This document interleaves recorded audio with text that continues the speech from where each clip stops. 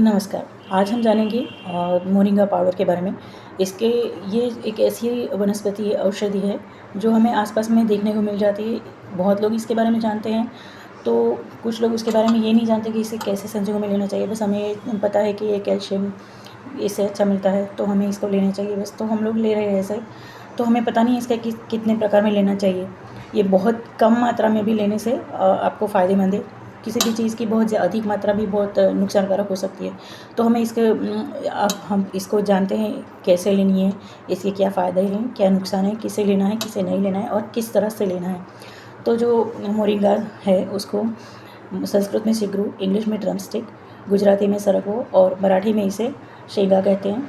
तो इसके क्या फ़ायदे हैं, ये हमें बहुत कफ और जो वात रहता है उसमें बहुत उपयोगी है। जिन लोगों को पित्त रहता है तो पित्त प्रकृति वालों को इसको नहीं लेना है, क्योंकि इसकी गर्म तासीर रहती है। ये विदाही है, शरीर में गर्मी पैदा करता है, जठराग्नि को प्रदीप्त करता है जिससे भूख बढ़ती है, वज़न कम होता है। भूख बढ़ने से पाचन तंत्र अच्छा रहता है और वज़न कम करने में हमें आसानी रहती है। जिन लोगों को हार्ट प्रॉब्लम्स रहते हैं उन लोगों को भी ये अच्छा रहता है, उन लोगों के लिए। जिन लोगों को बीपी की प्रॉब्लम है, जो बीपी घट जाता है, उसे ये बैलेंस करता है, कोलेस्ट्रॉल को कम करता है। अब इसे कैसे लेना है, तो हमें कैसे लग सकता है इसे, इसके पत्तों को हम लोग बाहर जहाँ से वनस्पति ये मिलती है, तो पत्तों को घर पे लाके हम धो के सुखा के उसका पाउडर बना के ले सकते हैं, या हमें उसका पाउडर रेडीमेड भी मिलता है बाज़ार में। तो उसमें नॉन एडहेसिव जो नॉन एडहेसिव रहता है, उसमें ऊपर से नॉन जीएमओ, कोई पेस्टिसाइड ना मिला हो, ये देखना ज़रूरी है जब भी ये पाउडर लें। अब इसे किस तरह से लेना है, ये पाउडर हम जब भी लें तब सुबह खाली पेट लेना है। इसको 1 से 3 ग्राम यानी पाव चम्मच से आधा चम्मच ले सकते हैं, ज़्यादा से ज़्यादा 1 चम्मच, लेकिन पाव चम्मच से आधा चम्मच हमें लेना है। 1 गिलास गुनगुने पानी में, हल्के गुनगुने पानी में इसको पाउडर को डाल के मिलाना है और इसे पी जाना है। अगर इसका स्वाद आपको अच्छा नहीं लगता है तो आप इसमें थोड़ा सा नींबू मिला सकते हैं। अगर और इसको आप नहीं ले सकते हैं तो आप इसमें इसको छाछ में मिलाकर भी पी सकते हैं। छाछ में हमें थोड़ा सा सेंधा नमक और भुना हुआ जीरा भी डाल सकते हैं, जिससे इसका टेस्ट एनहांस होगा और आपको पीने में भी अच्छा लगेगा। लेकिन तब भी मैं यही बोलूँगी कि खाली पेट सुबह हमें पानी में मिला के पिए तो अच्छा है। अगर आप नहीं पी सकते हैं तो आप ऐसा करें, इसकी गोलियाँ दिन में 2 बार 1-1 टैबलेट ले सकते हैं।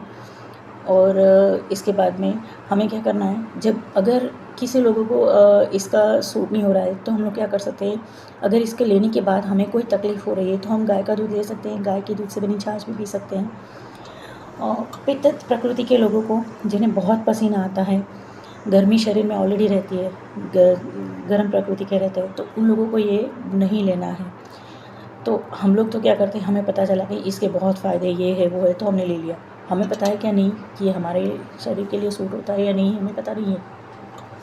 तो अब आप जान गए कि हमें किसे लेना है किसे नहीं लेना है। अब जिन लोगों को फोड़े फुंसियाँ रहती है या कोई पस हो गया तो उस पर ये डायरेक्ट इसका पाउडर लगा सकते हैं और ओरली भी ये ले सकते हैं हम लोग। उससे क्या होगा कि वो पस निकल जाएगा और जो गोलियाँ लेंगे उससे वो एंटीबैक्टीरियल है तो उसमें वो लाभकारी रहेगा। जिन बच्चों को ठंडी लग के बुखार आता है तो जो सहजन की फली है उसको बॉईल करके, मोरिंगा की फली है उसको बॉईल करके वो गरम जो काढ़ा है वो पीने के लिए दे सकते हैं। उससे क्या होगा कि शरीर में जो पसीना निकलेगा उससे वो बुखार कम हो जाएगा और उसे एनर्जी भी मिलेगी, जो पेशेंट है उसको एनर्जी मिलेगी। इसे हमें हार्ट के लिए अच्छा है, एंटीबैक्टीरियल है, पोटेशियम है, मैग्नीशियम है, कैल्शियम है। ये सारी चीज़ें होते हुए हमें इसको डेली नहीं लेना है, लेकिन हमें किस बेस पर लेना है। अगर फली लेनी है, फली या सब्ज़ी हम हफ्ते में 1 या 2 दिन 1 या 2 बार खा सकते हैं। गोलियाँ जैसे बोली उस तरह से ले सकते हैं, बालों के लिए अच्छा है। महिलाओं में रक्तस्राव बहुत कम हो या कष्टार्थ यानी कि मासिक धर्म में बहुत ज़्यादा पीड़ा हो तो उसमें भी ये लाभकारी है। जिन लोगों को पीसीओडी या यूट्रस में फाइब्रोइड है तो उन लोगों को भी, उन महिलाओं के लिए भी ये बहुत अच्छा रहता है मोरिंगा पाउडर। और जिन महिलाओं को पीरियड्स आने बंद हो चुके हैं उसके बाद में जो वेट गेन होता है तो उसमें भी ये बहुत फ़ायदा कारक है। इसकी वजह से हम अपना वेट लॉस कर सकते हैं। बहुत से फ़ायदे होने के बावजूद उसके जो भी तकलीफ़ें हैं वो हमें ध्यान रखनी है, क्योंकि हम लोग अगर फ़ायदे के लालच में हम लोग इसे ज़्यादा ले लें तो उससे नुकसान भी हो सकता है। तो हमें ध्यान रखना है कि पित्त की तकलीफ़ है जिन्हें, उनको ये नहीं ही लेना है या फिर बहुत कम मात्रा में लेना है। अगर अभी बात करते हैं जिन लोगों को लोगों को रूमेटिज़्म है, संधिवात है, गठिया है, या फिर जिन लोगों को आम वात है, तो या जोड़ों में सूजन रहती है, बहुत दर्द बना रहता है, तो उन लोगों को ये ज़रूर लेना चाहिए। तो ये रेगुलर लें, उनको बहुत लाभ रहेगा। दूसरा, इसका हम नशे भी ले सकते हैं। इसके बीज जो रहते हैं उनकी उसको घिस के हम उसका नशे ले सकते हैं। इसकी पत्तियों का रस निकाल के उसको सिद्ध करके उसका तेल बना के हम उसका नशे ले सकते हैं। लेकिन ये सब हमें आयुर्वेदिक चिकित्सक के परामर्श के अनुसार करना है।